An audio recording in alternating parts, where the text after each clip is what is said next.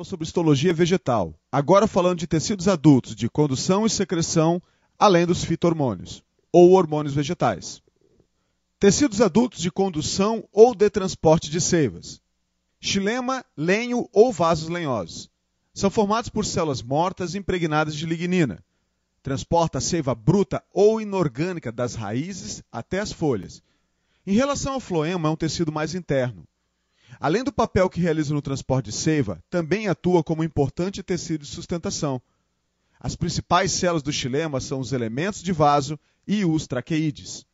Floema, líber ou vasos liberianos. Este tecido é formado por células vivas. Transporta seiva elaborada ou orgânica, produto da fotossíntese, das folhas até o caule e as raízes. É um tecido mais periférico, mais externo em relação ao xilema, ficando logo abaixo da casca da planta. As suas principais células são os elementos de tubo crivado e a célula companheira. Tecidos adultos de secreção. Temos as células secretoras, por exemplo, as drusas e as ráfides. As bolsas secretoras, os vasos lactíferos, produtores de látex, e resiníferos, produtores de resina, além dos nectários, que são importantes no processo de polinização, para a atração dos agentes polinizadores. Vamos falar um pouco de hormônios vegetais. Os hormônios são substâncias liberadas em pequenas quantidades que vão atuar na regulação do crescimento do vegetal. Eles podem ser produzidos em um tecido e transportados para outros, onde eles produzirão respostas fisiológicas específicas. Outros atuarão dentro do mesmo tecido onde são produzidos. Esses hormônios são reguladores químicos excitatórios ou inibitórios. O mesmo hormônio poderá desencadear respostas diferentes em tecidos diferentes ou em épocas distintas do desenvolvimento de um mesmo tecido. Vamos estudar 5 grupos: auxinas, citocininas, giberelinas, o ácido abscísico e o etileno. Auxinas determinam a dominância apical, isto é, o vegetal sempre vai crescer para cima. As respostas trópicas ou tropismo estão relacionados com esses hormônios.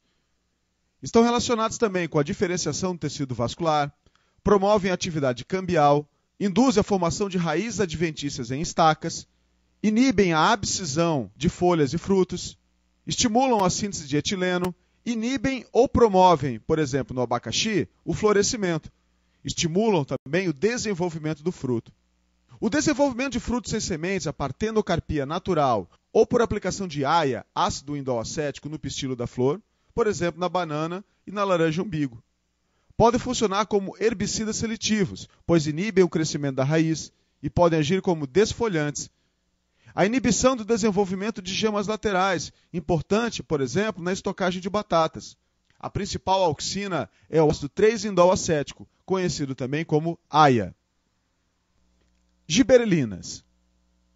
Promovem o hiperalongamento do sistema caulinar através da estimulação da divisão e do alongamento celular. Produz plantas altas em oposição às plantas pequenas. Promove a indução da germinação de sementes. Estimulará o florescimento em plantas de dias longos e bienais. Regula também a produção de enzimas nas sementes de cereais. E induz a partenocarpia. Apresenta muito pouco efeito sobre as raízes.